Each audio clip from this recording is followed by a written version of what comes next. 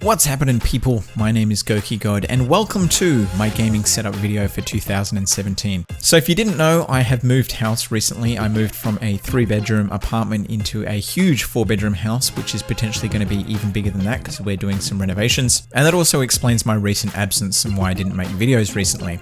As with moving any house, I had to disconnect and reconnect my internet, which, as I mentioned in a previous video, takes a really long time in Australia. Also, all my equipment was in boxes and it was kind of like the lowest priority in terms of setting this room up. So the rest of the house had to be organized before I could come in here and connect all my gaming stuff. And unfortunately, my gaming stuff is not exactly a quick and easy thing to set up because I have a huge amount of consoles and cables and switch boxes and upscalers and everything that needs to be connected together. So it's a bit of a nightmare recently, and if you've been following me on Twitter or Facebook, you would have seen the progress photos and a few different behind the scenes shots of how complicated my setup is.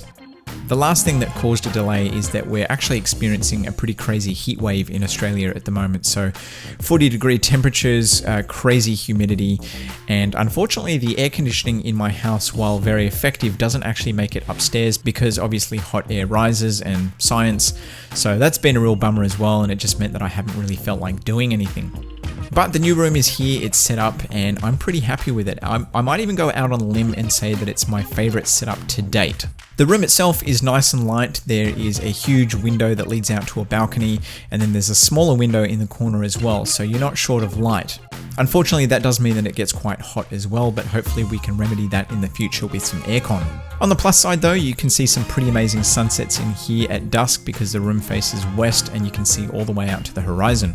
In terms of size, it's pretty much the same size as the previous room, maybe slightly larger. The other one had a strange kind of dogleg L shape to it, which was kind of the hallway impeding on the size of the room, where this one is dead square. This one also has built-in as well, but thankfully my TV is no longer inside the built-in, it's in a more standard configuration.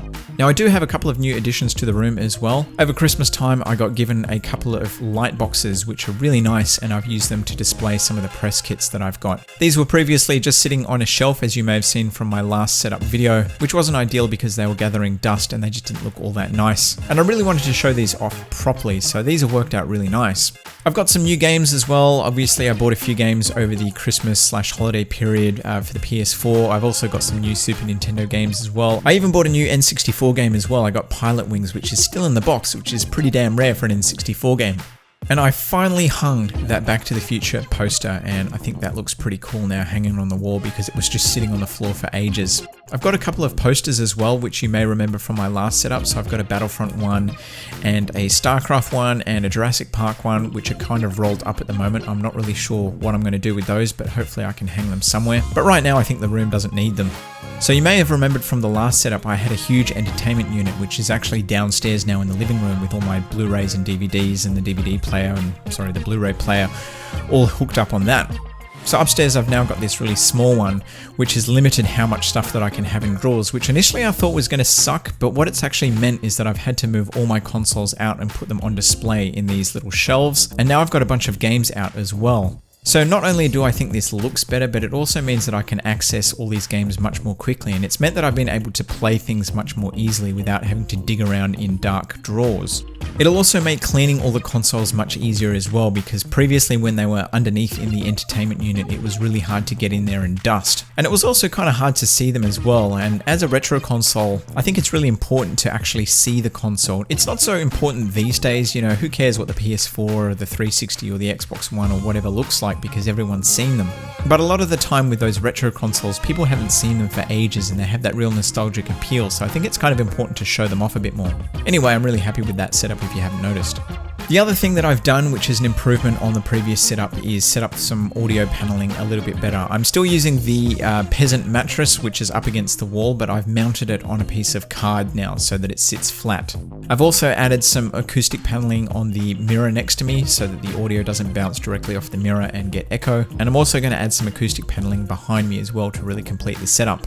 I still haven't decided whether or not I'm going to buy some proper acoustic paneling. To be honest, it's probably not going to make a huge difference. It just will look a lot more professional. And I think if I'm going to do that, I might actually get some acoustic paneling to block out the corners and to get the other areas of the room that might be creating an echo. So hopefully in the next video, I'll be talking to you about how I've improved my acoustic paneling. But that's pretty much my new setup. Like I said, I am super happy with it. It may change in the future. If it doesn't, I'd be totally happy with that.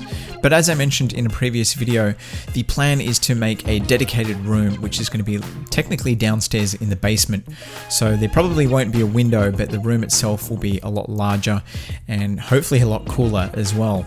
But anyway, that's all I've got for you in this video. If you've got any questions about the setup, the equipment, any of the gizmos or toys, just leave those in the comments and I'll try my best to answer every question.